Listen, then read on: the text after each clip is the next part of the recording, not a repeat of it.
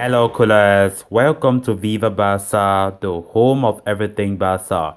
Guys, in this episode, I want us to discuss on something very, very important. We are going to be discussing on five talking points from that shameful 3-0 defeat against Bayern yesterday in the Champions League. Of course, most of them are negative, and of course, it's very important that we as Barcelona supporters we know about them. So I want us to focus on that solely on this episode. So, callers, as we get ready to discuss those in much details, please do well to subscribe to the channel if you haven't subscribed. If you are just coming across this channel for the first time, also turn on the post bell notification to always stay notified whenever I post a video. And also, please ensure to watch this video right up to the very end.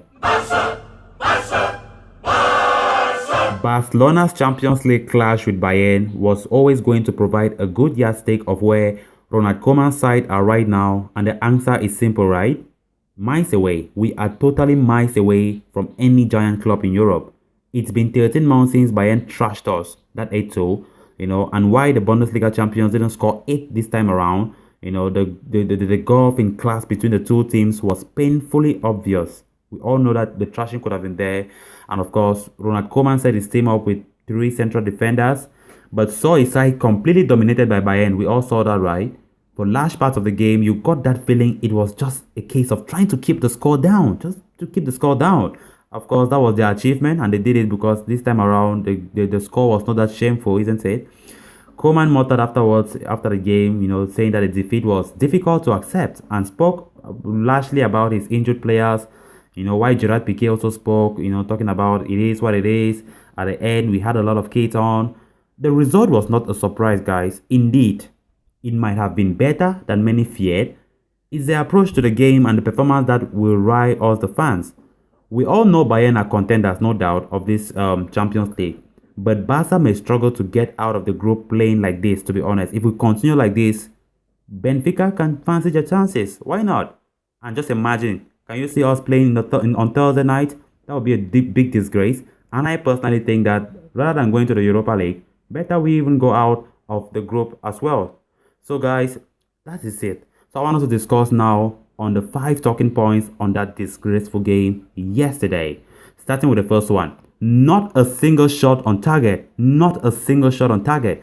One of the real low points of this match was the damning crazy stats that Barcelona didn't manage a single shot on target throughout the 90 minutes. No one, nothing. Bayern had 7 on target and would probably have had a few more if they had ever needed to get out, of second gear. But even though they managed and they didn't score more than that 3, but they had a good number of shots more than us by far. And you can even see there from Opta Yose on Twitter saying how Barcelona have failed to register a shot on target in a Champions League match for the first time since at least the 2003-2004 season. That's crazy. Obviously, injuries are a factor for Barcelona right now. Don't forget Ansu Fati, Ousmane Dembele, Martin Braithwaite and Sergio Aguero all missed that game, right? Barca will surely be a different proposition when their sideline attackers finally return to action. Yet, it wasn't entirely clear how Barcelona planned to hurt Bayern either. Sergio Roberto offered nothing going forward. Memphis Depay was left isolated, while Luke de Jong knows he's not going to be a regular starter and showed exactly why. Then for the second talking point from that game, Ronald Araujo is a monster, Eric is a worry. Defensively, Barca were kept very busy, which is never a good thing, but did allow us the chance to see Ronald Araujo showing what he can do up against some of the best attackers Europe has to offer. The Uruguay international seemed to thrive and enjoy himself up against Robert Lewandowski and Leroy Sané. He also pulled off a superb tackle at the start of the second half to deny Alphonso Davies too. It was a different story altogether for Eric Garcia. We all know he's a great passer of the ball but does not have the physicality, speed, the aggression needed to succeed in that top level. Garcia does not have, let's be honest. As a La Masia boy, we all hope so. And yes, he's only 20 years old. But his performances since coming back are a bit of worry, Then the third talking point from that game, GAVI and DEMIR cheered up the Camp Nou.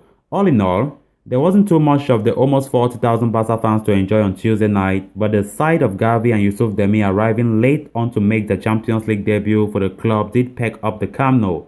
The energy and desire was plain to see from both youngsters and gave supporters something to cheer about after seeing their team so comprehensively outplayed for so long. If there are any hopes, to cling to right now, it's the raft of youngsters who future against Bayern and the fact that Ansu Fati, watching from the stands, could be back to join them soon. There was also a lively debut off the bench from Alejandro Balde, who replaced Jordi Alba.